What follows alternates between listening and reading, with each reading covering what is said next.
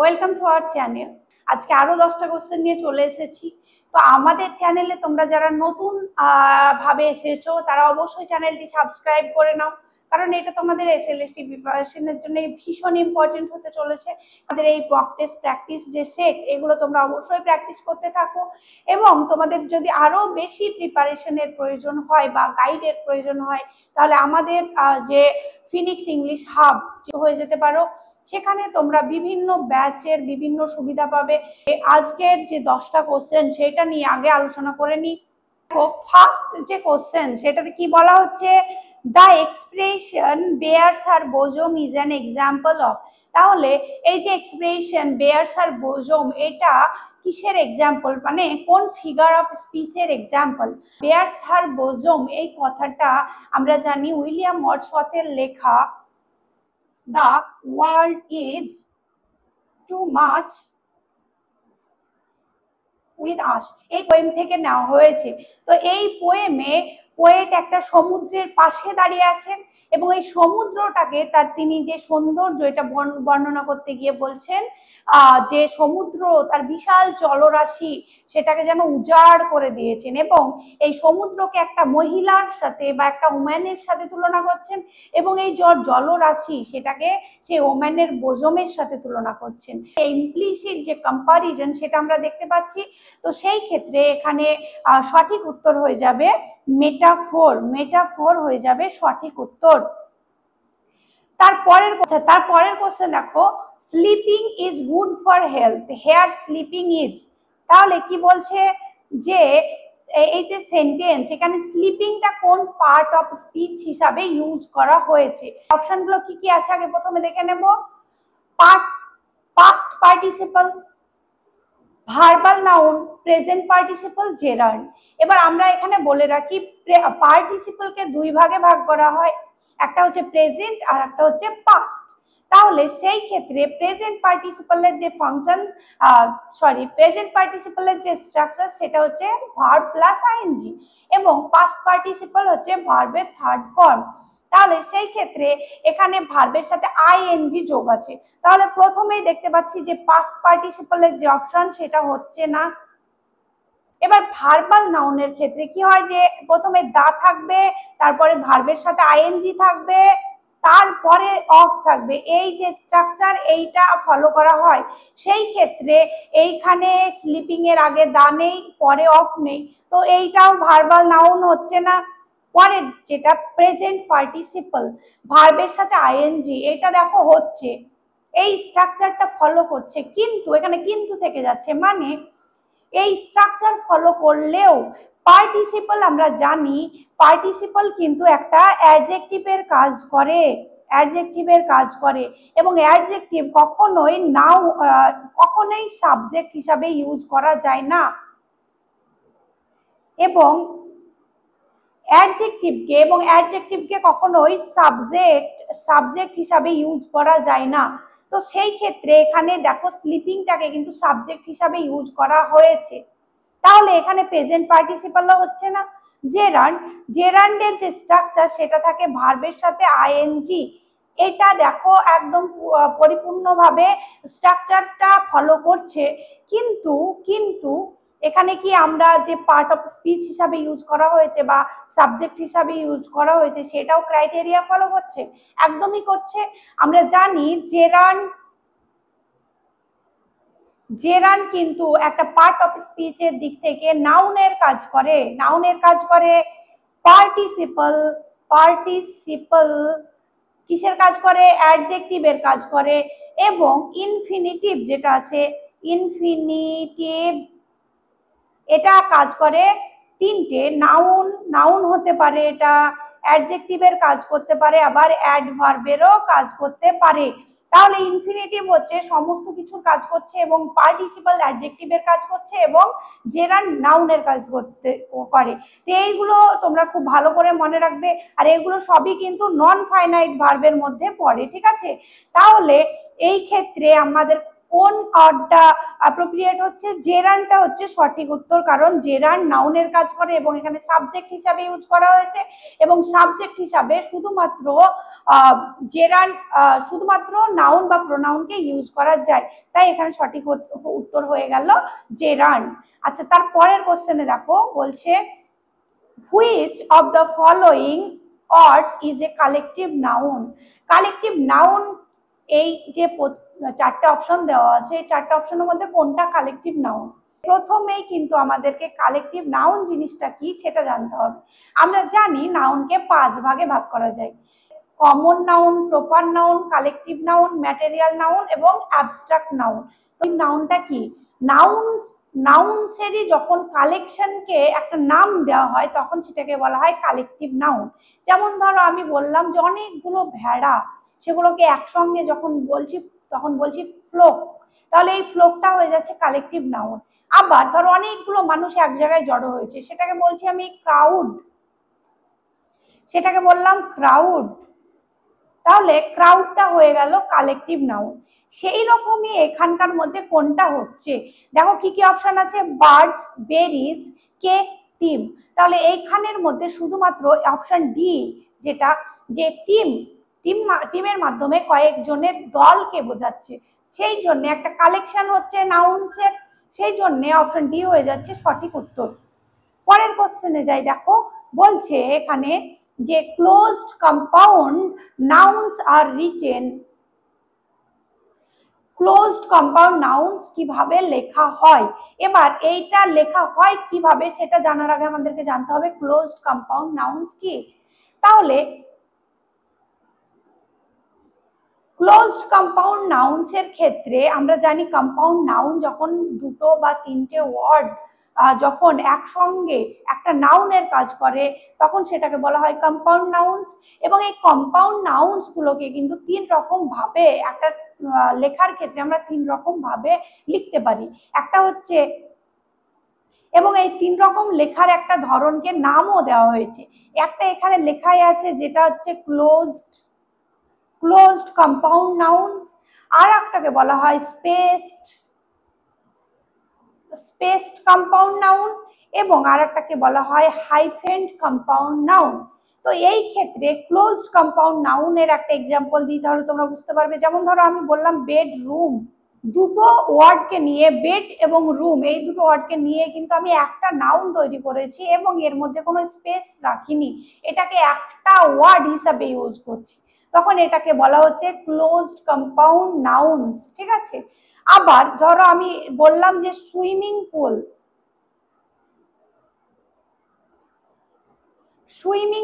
আমরা swimming pool যখন লিখি তখন কিন্তু ওটার মাঝখানে স্পেস, এটা কিন্তু একটা অ্যাডজেক্টিভ আর একটা নাউন এইভাবে ইউজ করি না, দুটোকেই কিন্তু একটা মানে একটা থটই কনভে করে। ঠিক আছে, দুটোই নাউনের কাজ করে, সেই ক্ষেত্রে এটাকে বলা হয় স্পেসড কম্পাউন্ড নাউন।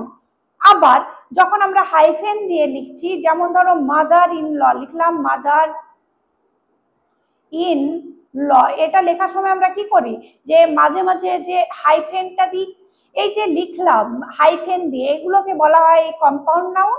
কিন্তু কি compound noun? Hyphen compound noun. ঠিক আছে, তাহলে এই যে ক্লোজড কম্পাউন্ড নাউন্স এর কথা বললাম আমি, এই ক্লোজড কম্পাউন্ড নাউনটা কিভাবে মানে লেখা হয়, কিভাবে লেখা হয়, কি হিসাবে, অ্যাজ এ ওয়ান ওয়ার্ড। তাহলে এখানে দেখো ওয়ান ওয়ার্ড অপশন আছে, তাহলে অপশন বি হয়ে যাচ্ছে সঠিক উত্তর, অ্যাজ এ ওয়ান ওয়ার্ড। আচ্ছা, তারপরের কোশ্চেনে চলে যাব। দেখো তারপরের কোশ্চেনে বলছে which of the following sentence does not contain a compound noun। এই যে সেন্টেন্স গুলো নিচে দেওয়া আছে, এই সেন্টেন্স গুলোর মধ্যে কোন সেন্টেন্সটাতে কম্পাউন্ড নাউন নেই, ইউজ করা হয়নি? দেখো আমরা অপশন গুলো দেখে নেব। প্রথমে আমরা উপরে দেখলাম 3 রকমের কম্পাউন্ড নাউন হয়, মানে কম্পাউন্ড নাউনকে 3 রকম ভাবে ইউজ করা যায়, তাহলে আমরা সেইগুলো মাথায় রেখেই কিন্তু অপশনগুলো আমরা চেক করব। Did you see the black board, এই যে ব্ল্যাক বোর্ড কথাটা,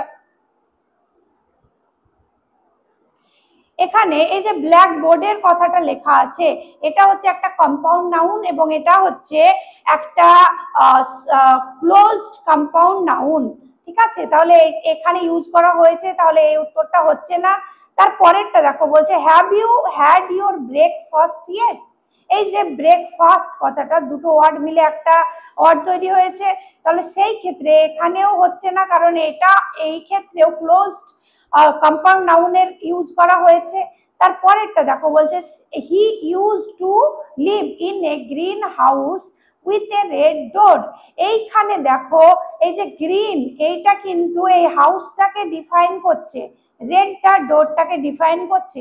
সেই ক্ষেত্রে এই সেন্টেন্সটাতে কিন্তু কি এই যে কম্পাউন্ড নাউনটা ইউজ হয়নি, এখানে অ্যাডজেক্টিভ ইউজ করা হয়েছে। সেক্ষেত্রে এই যে অপশন, এটা হয়ে যাচ্ছে সঠিক উত্তর। এবার আমরা অপশন ডি এ কি আছে একবার দেখে নিই। দে আর ইন দা সুইমিং পুল। আমি বললাম সুইমিং পুলটা হচ্ছে একটা কম্পাউন্ড নাউন, কিন্তু এটা কি হিসাবে কিভাবে ইউজ করা হয়েছে, স্পেসড কম্পাউন্ড নাউন হিসাবে ইউজ করা হয়েছে। তাহলে আমাদের অপশন সি হয়ে গেল সঠিক উত্তর। তারপরের কোশ্চেনে যাব। দেখো এখানে বলছে এটা হচ্ছে একটা টেক্সট থেকে কোশ্চেন, ঠিক আছে? এটা কোন টেক্সট থেকে কোশ্চেন? দা লোটাস ইটার, দা লোটাস ইটার্স, এটা থেকে হচ্ছে কোশ্চেন, ঠিক আছে? তো এখানে কি আছে দেখো বলছে উইলসন, এটা হচ্ছে একটা ক্যারেক্টার, এই যে রাইটিং এটার, এবং এই রাইটিংটা হচ্ছে একটা short story. Wilson never seen dash before coming to Caffrey. কাফরিতে আসার আগে উইলসন এটা কখনো দেখেছিল না, সেই জিনিসটা কি সেটা আমাদেরকে বলতে হবে। অপশনগুলো আছে কি দেখে নিয়ে আগে চলো। Dates A, dates tree, oleander, C musk rose, D C. তাহলে টেক্সটটা পড়লে এটা আমরা উত্তরটা পেয়ে যাব যে তিনি ওয়ালিয়েন্ডার এর আগে কখনোই দেখেছিলেন না, ক্যাপ্রিতে আসার আগে এটা বলেছেন। তাহলে সেই ক্ষেত্রে উত্তর হয়ে যাবে অপশন বি, অলিয়েন্ডার। আচ্ছা পরের কোশ্চেনে যাব। দেখো the two boys of Thurlow's war, Mister এবং মিসেস থার্লো যে ছেলে ছিল দুটো, তাদের বয়স কত ছিল এখানে সেটা চাওয়া হয়েছে। দেখো অপশনগুলো 8 and 10, B 10 and 12, C 10 and 13, D 11 and 12। তো টেক্সটে এটা দেওয়া আছে যে কি দেওয়া আছে 10 and 13, তাহলে উত্তর হয়ে যাচ্ছে 10 and 13। আচ্ছা পরের কোশ্চেনটা দেখো, পরের কোশ্চেনে বলা হচ্ছে that scared her, what scared Mrs Thurlow, what scared Mrs Thurlow. এইটা আচ্ছা আমি আগেরটা তোমাদেরকে কোন টেক্সট থেকে নেওয়া হয়েছে বলিনি, কোন টেক্সট থেকে নেওয়া হয়েছে বলিনি, সেক্ষেত্রে এটা কিন্তু দা ওয়াক্স, দা অক্স এই টেক্সট থেকে নেওয়া হয়েছে, দা ওয়াক্স থেকে নেওয়া হয়েছে। এবং এই পরের যে কোশ্চেন এটাও কিন্তু দা ওয়াক্স থেকেই নেওয়া হয়েছে। That scared her, what scared Mrs Thurlow. এই ক্ষেত্রে দেখো স্কেয়ার্ড এর এই স্পেলিংটা ভুল আছে, এটা আমি ঠিক করে দিলাম। তো কোনটা মানে ভয় পেয়ে গিয়েছিল মিসেস থার্লো কিসের জন্য, সেগুলো অপশনগুলো কি কি আছে দেখো আমরা দেখে নেব। A the absence of the boys on the bed, the absence of Mr Thurlow on bed, the absence of the money, the presence of the police. দেখো সবগুলোই যারা ভালো করে টেক্সট পড়োনি সবগুলোই যেন হবে, বা যে কোনো একটাই হতে পারে, কনফিউশন ভীষণ ভাবে হতে পারে, কিন্তু যারা টেক্সট পড়েছো একটু কনফিউশন হবে না, তাই টেক্সটটা বেশি করে পড়তে হবে, ঠিক আছে?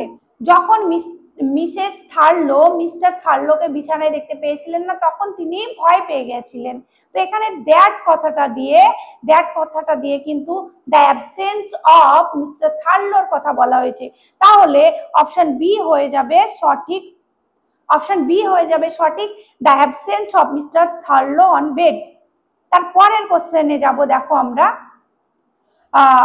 View point adverbs are use to indicate, view points adverb, view points adverbs কি বোঝানোর জন্য ইউজ করা হয় একটা সেন্টেন্সে।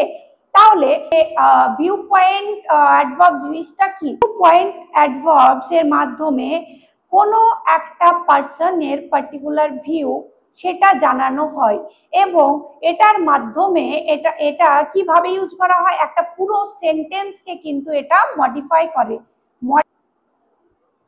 তাহলে এই যে ভিউ পয়েন্ট অ্যাডভার্বস এগুলো কি করে, একটা পুরো যে সেন্টেন্স সেই সেন্টেন্সটাকে মডিফাই করে। এবার তোমাদের মধ্যে অনেকেই ভাবছো যে আমি এটা বলছি কিন্তু ভিউ পয়েন্ট যে অ্যাডভার্ব সেটাই তো কি সেটা বুঝতে পারলাম না। সেই ক্ষেত্রে আমি এক্সাম্পল দিই, তাহলে আরো সোজা হবে তোমাদের। ধরো আমি একটা সেন্টেন্স বলছি যে এরকম লিখলাম যে according to me you are beautiful. এই যে সেন্টেন্স এটা ধরো আমি লিখলাম, এই ক্ষেত্রে দেখো এখানে যে অ্যাকর্ডিং টু মি এই কথাটা লিখেছি, এটা হচ্ছে ভিউ পয়েন্ট অ্যাডভার্বস। এবং দেখো এইটা এই যে অ্যাডভার্ব এটা কিন্তু পুরো সেন্টেন্স মডিফাই করছে। এবং এই যে অ্যাকর্ডিং টু মি এই যে ফ্রেজ, এই ফ্রেজটা দেখো পুরো যে সেন্টেন্স সেটাকে মডিফাই করছে। এবং এটার যে ইউজ, সেই ইউজটাকে বলা হয় প্যারেনথেটিক ইউজ। কেন প্যারেনথেটিক ইউজ বলা হয়? কারণ এই যে ফ্রেজ এইটুকু যদি আমরা সেন্টেন্সটা থেকে পুরো বাদ দিয়ে দিই, তাও কিন্তু এই যে সেন্টেন্স ইউ আর বিউটিফুল এটার যে স্ট্রাকচারের কোনো মানে স্ট্রাকচারে কোনো ইফেক্ট পড়বে না, গ্রামাটিক্যালি কোনো ভুল হবে না, এবং মিনিং এরও কোনো পরিবর্তন হবে না। সেই ক্ষেত্রে এটা যেহেতু এক্সট্রা একটা ফ্রেজ, সেই জন্য এটাকে বলা হয় প্যারেনথেটিক ইউজ। এবং আমরা এবার অপশনগুলো দেখে নেব। দেখো option A, how much you believe something. এই অপশনটাতে তুমি কতটা বিশ্বাস করো সেটা বলা হয়েছে, তাহলে সেটা বোঝাচ্ছে না, এটা অপশন এ হবে না। Option B, what you believe, তুমি কি বিশ্বাস করো, এটাও হবে না।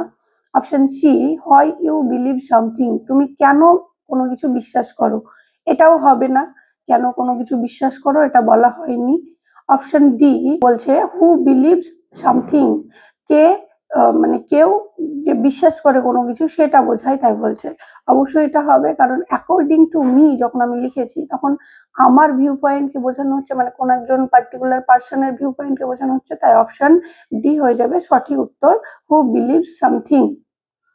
তারপরের কোশ্চেন আমরা চলে যাব। দেখো a collective noun is usually dash in a sentence.